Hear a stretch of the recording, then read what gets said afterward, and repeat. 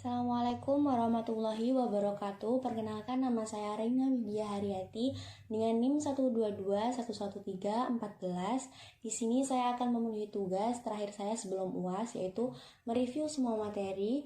Yang pertama ada modul forecasting. Apa sih yang dinamakan dengan modul forecasting? Merupakan metode untuk mendeskripsikan atau memperkirakan berbagai kejadian di masa mendatang berdasarkan data yang telah dikumpulkan sebelumnya. Model peramalan dapat dibagi menjadi 4 submodel. Model pertama adalah menggunakan data masa lalu secara runtut waktu atau time series untuk memprediksi masa depan. Hal ini seperti disebut analisis time series yang dalam POM meliputi metode naif, moving, rata-rata bergerak tertimbang.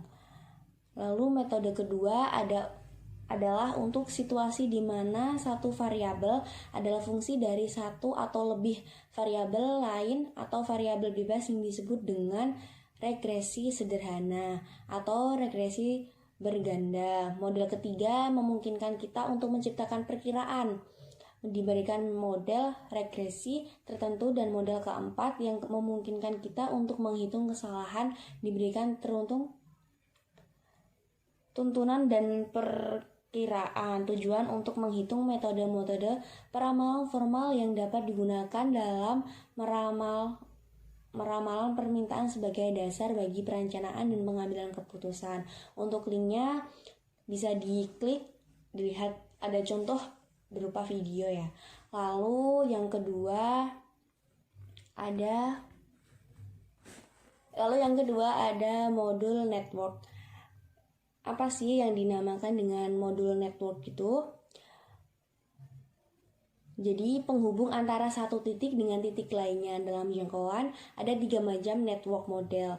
Model jaringan yaitu minimum spanning tree, maximal flow, dan short trace route.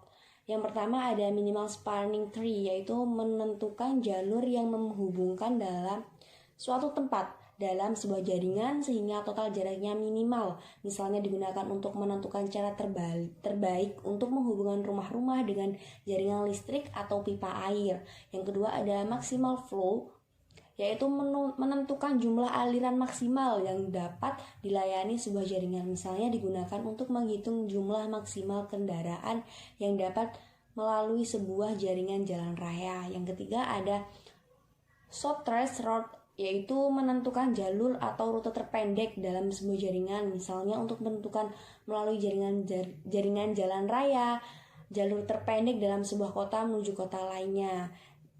Ini ada contoh video yang bisa dipelajari. Lalu yang selanjutnya ada project management. Project management digunakan untuk memperkirakan jangka waktu proyek yang menentukan aktivitas proyek mana yang bersifat kritis. Manajemen proyek secara umum mencakup 3 fase, yaitu perencanaan, penjadwalan, pengawasan, dan pengendalian. Teknik yang paling umum digunakan adalah teknik telah dan evaluasi program, dan metode jalur kritis.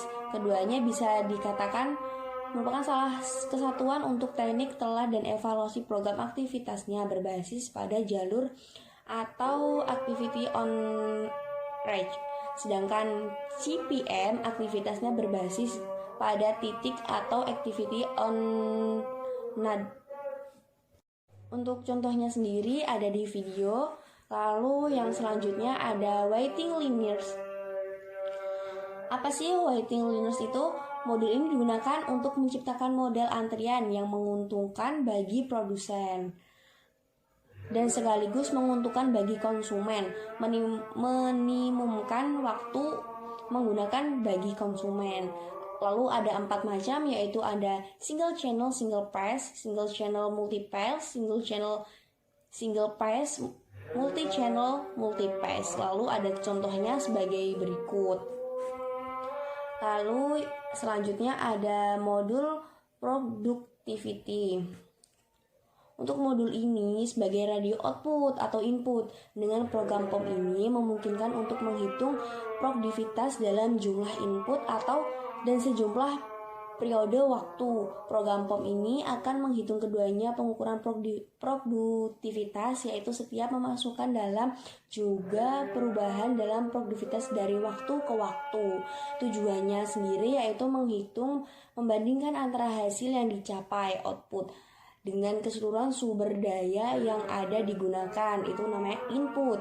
Lalu ada quality control, tujuannya untuk menghitung, memonitor dalam memenuhi standar yang efektif, menghendaki agar supplier dapat menunjukkan bukti bahwa keseluruhan komponen yang mereka pasokkan memenuhi standar kualitas tertentu. Oleh karena itu, perusahaan harus memperhatikan teknik-teknik pengawasan kualitas untuk menentukan apakah dan akan menerima atau menolak suatu komponen yang dikirim oleh supplier.